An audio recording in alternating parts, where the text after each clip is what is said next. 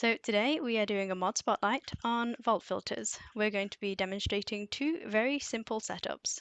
We have Gargoyle here with us who will help in the demonstrating and let me know if I've missed anything. Vault filters is a very simple mod to use. It allows you to automate the sorting of vault loot by adding vault attributes to create filters. All you need is an attribute filter. You can make it very simply with 2 golden nuggets and a block of wool. If you right click, you get this lovely menu, and I have a jewel ready to filter any jewel under size 18. So I will have to find it in the list. As you can see, there are a lot of options to pick from, but this is the one that I would recommend to anyone struggling to sort all their gear in early game. So I've just added this on. You can see the selected attributes here. So now that we have our attribute filter with the selected attribute is a jewel with up to 18 size, we can start to set up our modular router for filtering out any jewels over size 18. So we will set up our puller module just by shift right clicking on the backpack. We'll set up our sender module to the keep. We want to make sure that the filter is whitelisted. And we will set up the bin. This time we want to make sure that it is blacklisted. And now we can replace this backpack with a backpack filled with jewels. And you can watch the jewels get sorted automatically. So these are all the bin jewels. And those are the jewels we're keeping. In this demonstration, it will be a little bit more complicated as we have an identification stand, but we want to keep legendary gear and jewels of size 18 and under. So let's configure our filter very quickly.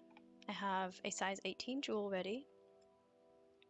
And just like before, you scroll down to is a jewel with up to 18 size. And for the legendary gear, similarly, we can find has a legendary modifier. As you can see, there are loads of attributes that you can pick from.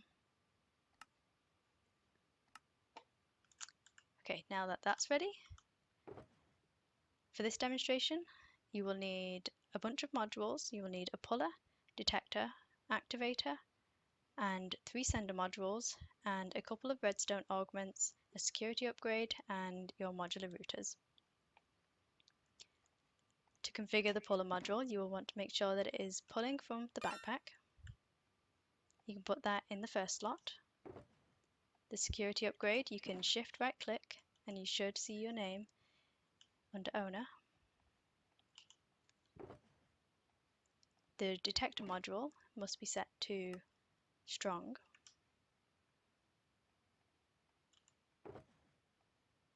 The activator module requires a redstone augment, and you should set the redstone mode to high and make sure that up is lit up as the identification stand is above the modular router. And for this sender module, you'll want to make sure that it is sending to the modular router next to it. It needs a redstone augment, and again set this to high. And for this modular router, this is the same setup as the jewels of size 18 and under. Now let's give it a try.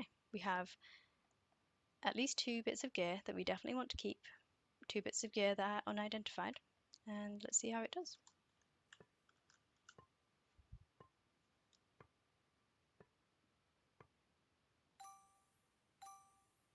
So that's the sound of the gear being identified.